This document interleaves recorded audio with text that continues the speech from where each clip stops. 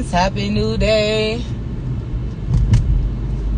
Coming with just a word this AM. Maybe that can be inspiring or that can spark a thought for the day. So I'm reading this book called Way to Peace, preparing for a book study that my transformational group is going to do soon. And it's interesting because a lot of what it's talking about in association to Way to Peace, by the way, if you're interested in checking the book out, it's Way to Peace by James Allen. But a lot of what they're talking about what he's talking about when it comes to a way to peace, he's talking about the divorcing of self, divorcing yourself from self, or as some people would say, dying to self. Or he's saying, one who died to self and get clear about truth or about God, essentially, that's how they're able to maintain a divine peace, or merge with inner peace, the peace that we come with, naturally, but that is disturbed when we become of the world, like when we start to truly believe in the strife and struggles and delusions and illusions of the world. And so then he said something like, yes, thank you. He said something like releasing self-love or something like that, like moving away from self-love. And it sparked a thought like, wow, like so many, because of I won't even say that. So many are moving towards the notion of self-love. And you have this whole movement, if you will, of individuals like, really get into self-love. And a lot of the discussions that we have during our spiritual studies group is truly understanding the self, and I make a distinction oftentimes in there's a lowercase self, like if you write it, is lowercase S-E-L-F. And then you have the higher case, S-E-L-F, you know what I mean?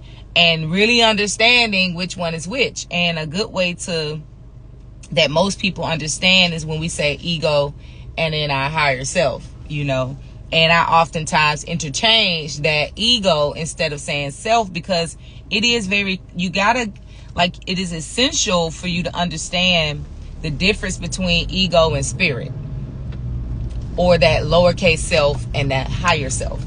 It is very essential. And I find that many may be having a difficult time because of the trauma around, what they first learned about God. And I'll explain why I say that. But because of the miseducation and misguidance when it comes to what God is, many have a hard time with that understanding between the ego and the higher self. Because essentially the higher self, or the self that I would put a capitalized S-E-L, is God. It is God. And that is difficult for many to wrap their minds around because of the miseducation of what God is and how much is deeply ingrained in our culture. And so many have even gone so far as like, I don't believe in God, or I don't use the word God, or they just have a level of resistance around the notion of God because it's misunderstood. It has been used and all those different type of things. So now we have all of this resistance. And so now God, when I say the word God, it may be a trigger, or you may immediately, whether the trigger makes you say, well, what do you mean by God? You know, or whether the trigger makes you turn off or whatever it may be, it's still a level of resistance. And that resistance will create a misunderstanding. It could create a misunderstanding or just energy that's conflicting with you really getting to know God. But in order for you to truly tap into true self-love, you must get to understand God. And that's really the word that, you know, was in the forefront of my mind that I wanted to share, is that in order for us to truly understand self-love and indulge in self-love, we must understand God. Because true self-love is not you loving self, you know, self being the one name, with the title, with the personality, with the natal chart, with the sign, with desires, with passions, with all of those different type of things. It is not for us to love that. It's for us to love God and allow God to use all that you are to shine. And then you don't have all of this big job to do to shine in that which you are as a man or a person. You don't, and that's where the conflict comes. It's like we're conflicted in life because we have these passions, we have these desires, we have these traits and personality traits and characteristics about ourselves, and then we have a life that we try to live. And then we have all of this conflict because we can't be me. I can't be me. I can't be me. And because you're making an effort to try to be you, you're making an effort to try to be you, to try to be this what people call avatar or shell or person of you, instead of surrendering to that which is, you know, that which is the one, you know, surrendering to that and allowing it to use you. Then the strife starts to go away. You know, the struggle starts to go away because you're not having to figure it out. I hope I'm making sense. You're not having to figure it out because your focus is more on understanding the true you, the deeper part of you, that which we all are. Understanding that, because your focus is there, you tap into a level of spiritual essence and power and what people call magic, and it's wondrous, it's amazing, it's, you know, it does all the work, you know. And then it's like we can't fathom that because we're so used to our self, you know, that lower self. I don't even like to use that word because people like lower self, so you're saying it's bad? No, I'm just saying it is the lower self, not the higher self. We're so used to our lower self figuring it all out and trying to do it all and make it all happen and all that kind of stuff. So we don't know how to surrender because it feels like we're giving up. It feels like we're being delusional. It feels like, you know, it just like, I have had the case where I've had individuals that I've worked with or like counseled with or, you know, vibed with that got to a place of surrender and they felt like there's a problem. Like, I don't know, Queen, like I feel like maybe I'm depressed or something. Like, it's always it's this vibe that they feel that they're not used to, and so they almost feel like something is wrong. Isn't that deep? From the peace that they feel, from the feeling that I don't have to make things happen. I'm not responsible for life like that. I'm just gonna be. They feel weird. They're like, I don't know, I don't like this feeling.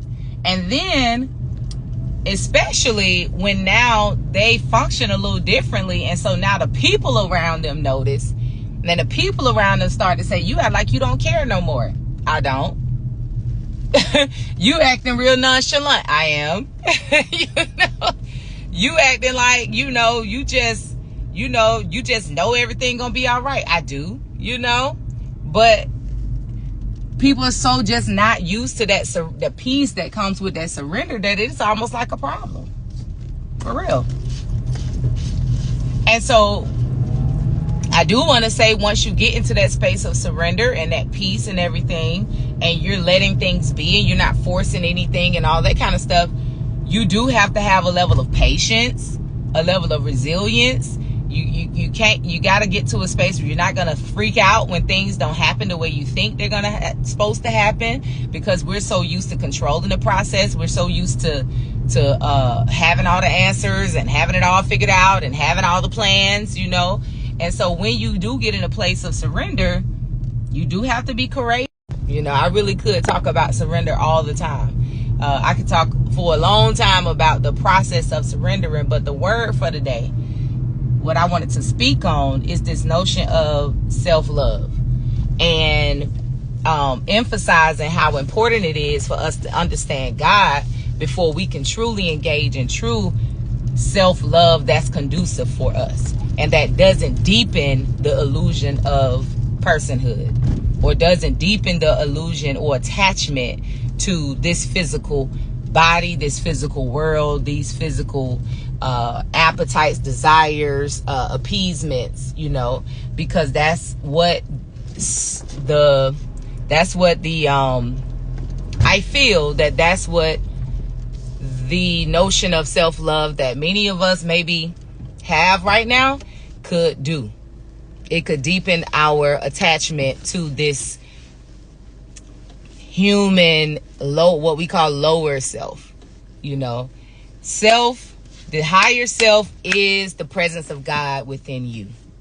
So it's essential for you to understand what God is in order for you to really indulge in what self-love is, what true higher self-love. That's what I want to start saying, like indulge in some higher self-love, because the other self-love is spa dates, you know, not setting boundaries, resting, moving your body, eating well, doing juice feasting. Yes, that is, you know, true self-love. The lower self-love, though, and I don't mean low is bad. I love my lower self and I love my higher self. I love my whole me. But let us indulge in some higher self-love, you know, meaning you spending time with God. You spending time studying God. You're spending time understanding God. You're spending time understanding the divine. You're spending time remembering the divine, remembering the aspects of God and how it has showed up in your life and how you see it all around you. Remembering that, understanding truth. You know, truth, God, grace, all of that is all the same to me. Truth, God, grace, the divine, the infinite, all of that, the universe, all of that. Getting to having time, spending time with that is true self-love to me. That's going to render what I feel. Ooh, my morning tea. Got me having to come on, get out now. But anyway, that's true self-love. All right, that's true self-love. When you begin to understand God, and now you can love God, because now you're starting to explore God. You're starting to explore what God is.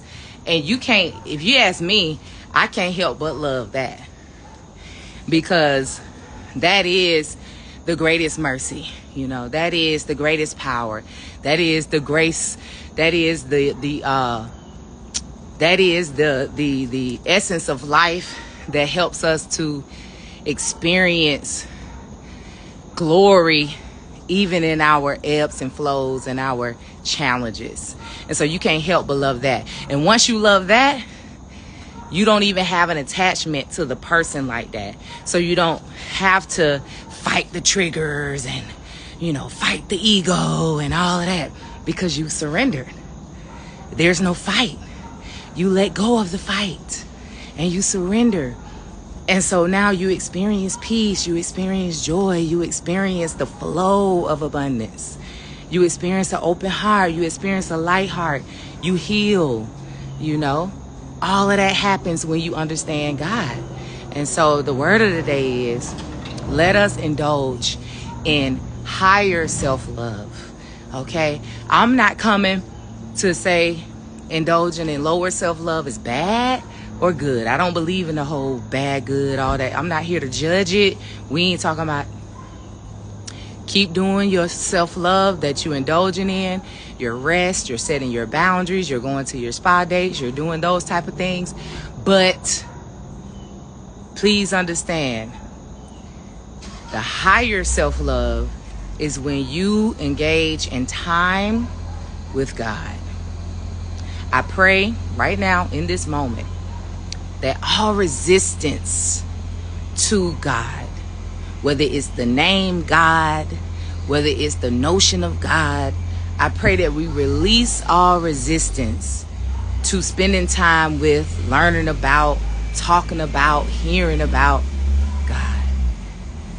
And may we return to our openness and love and yearning for God in its pure state. And then may we learn so much. May we open so much. And may we cleave to, may we return to, may we remember our oneness with it. Ooh, ashe, ashe, ashe, ashe, oh, amen, amen. Ja, Rastafari. Peace, y'all. Look, I'm feeling good because I spent some time with God this morning. I indulged in some higher self-love. So I'm feeling good. So happy Wednesday. I pray you enjoy your Wednesday. We're in a waxing moon, so we're in the same kind of energy of the new moon. So watch your mouth, shout it. Watch your thoughts, shout it. Watch your actions, shout it. Because we planting seeds. And one thing about them seeds, they gonna bear the fruit. Okay? Whatever roots they got, they gonna bear that fruit. And don't be blaming nobody because you planting your seeds now. You the one planting your seeds. So watch your mouth. Okay? Watch them thoughts. Be like the old school says, keep your mind stayed on God or goodness or divinity. Keep your mind stayed on that. All right? Peace.